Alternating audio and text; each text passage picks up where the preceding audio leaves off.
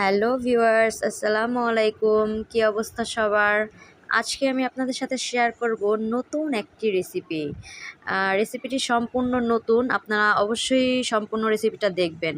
এই যে আমি প্রথমে বাটিতে বেসন নিয়ে নিয়েছি, এরপর আমি এটার মধ্যে দিয়ে দিয়েছি কর্নফ্লাওয়ার।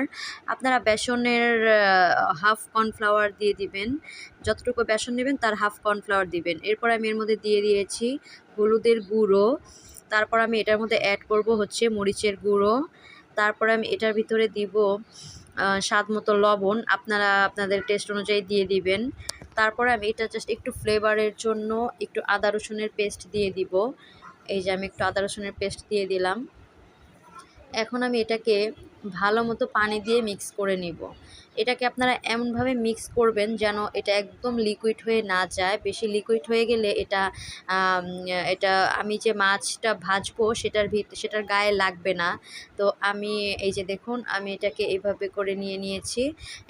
এখন আমি চুলায় আগে থেকে প্রিহিট করে রেখেছিলাম কড়াইটা, এটার ভিতরে আমি এখন মাছগুলো দিয়ে দিচ্ছি। এটা হচ্ছে লইটা মাছ। লইটা মাছটা হচ্ছে বেসনটার ভিতরে চুবিয়ে বাস তেলের ভিতরে ছেড়ে দিবেন। এই যে দেখুন কত সুন্দর হয়ে ভাজা হয়ে যাচ্ছে। এটাকে এমনভাবে ভাজবেন যেন হচ্ছে একদম কুরকুরে মুড়মুড়ে হয়ে যায়। এই যে দেখুন কত সুন্দর করে আমি দিয়ে দিলাম। এই যে এখন আমি এটাকে উল্টিয়ে দিচ্ছি। মাছগুলো খেতে খুবই টেস্ট হবে, ফ্রাইগুলো। তো আপনারা এটা অবশ্যই বাসায় ট্রাই করবেন। এই যে এটা হচ্ছে ফাইনাল লুক, দেখুন কত সুন্দর হয়েছে। আল্লাহ হাফেজ।